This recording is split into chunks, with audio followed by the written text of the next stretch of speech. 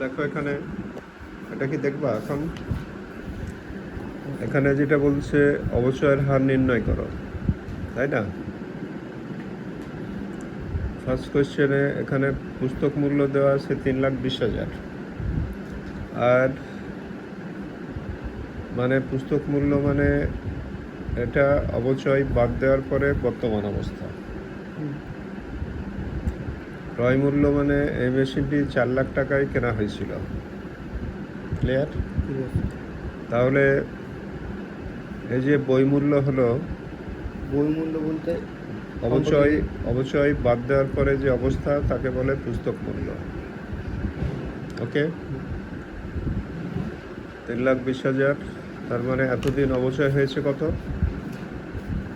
3,20,000 থেকে 4,00,000 টাকা, 80,000 টাকা খরচ হয়েছে। 80,000 টাকা এতদিনের অবচয়।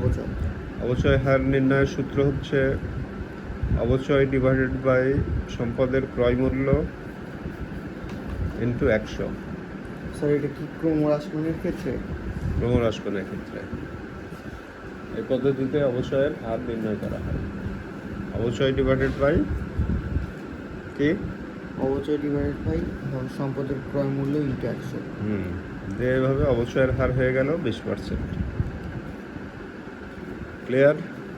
স্যার ক্রমহ্রাসমানের ক্ষেত্রে অবচয়ের হার অবশ্যই লাগবে। অবচয়ের হার ছাড়া তুমি অবচয় নির্ণয় করবা কীভাবে? এই জন্য অবচয়ের হার অবশ্যই লাগবে।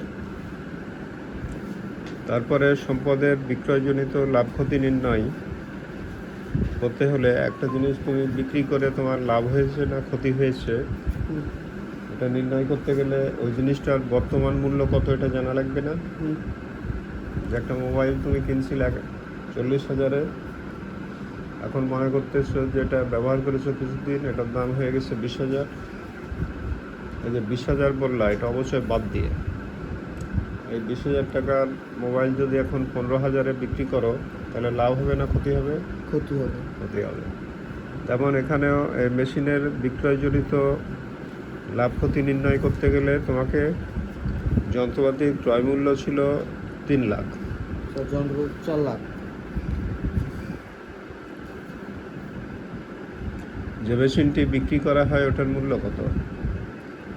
23শে জানুয়ারি তারিখে 3,000 টাকার একটা টাকায় আরও একটি নতুন যন্ত্র ক্রয় করে, তাই বলছে না? 3,000 টাকায় আরও একটি নতুন যন্ত্র ক্রয় করে। আর কোন মেশিনটি বিক্রি করলো? 23 সালের 31 তারিখে যন্ত্রপাতিটি 1,50,000 টাকায় বিক্রয় করা হয়, যা 23 সালের 1 জানুয়ারি ক্রয় করা হয়েছিল। তাহলে এই মেশিনটি কোনটা? 23 সালের 1 জানুয়ারি তারিখে কৃত মেশিন না? ওই মেশিনটির বর্তমান দাম কত? ওই মেশিনটির দাম 3,00,000 না? ওই মেশিনটি কিন্তু প্রথম মেশিন না, এটা হচ্ছে দ্বিতীয় মেশিন। 3,00,000-এ কিনছিল এই মেশিনটা। 3,00,000-এ কিনে কি করছে দেখো, শুধু 1 বছরই ব্যবহার করছে না, কিনে ওই বছরের শেষেই কিন্তু বিক্রি করে দিচ্ছে। তাহলে 1 বছরের অবচয় কত? 3,00,000-এর উপর 1,50,000, 3,00,000-এর উপর 20% বিক্রি করে দিচ্ছে করুক, কিন্তু 3,00,000-এর উপর 1 বছর অবচয় কত? তুমি কমপ্লিট করো সদিক, কমপ্লিট করো। 60,000 টাকা অবচয়।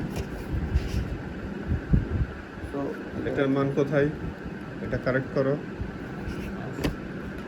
এখানকার অ্যামাউন্ট লিখতে হবে। দুইটাই হবে না কারো হবে? একটা ইনকাম সামারি দুইটাই অ্যামাউন্ট লিখো। স্যার মেশিনটির এখন বর্তমান মূল্য 2,40,000 টাকা। ভালো। স্যার 40,000 টাকা থেকে এখন বিক্রি করছি হচ্ছে মেশিনটি 1,50,000-এ। ক্ষতি হয়েছে। তাহলে ক্ষতি হয়েছে 60,000। ক্লিয়ার? দেখো এখানে কত লেখা আছে, দেখো সম্পত্তির বিক্রয়জনিত ক্ষতি কত লেখা আছে? স্যার 90,000 টাকা ক্ষতি হয়েছে। তাই আছে না এখানে? জি স্যার।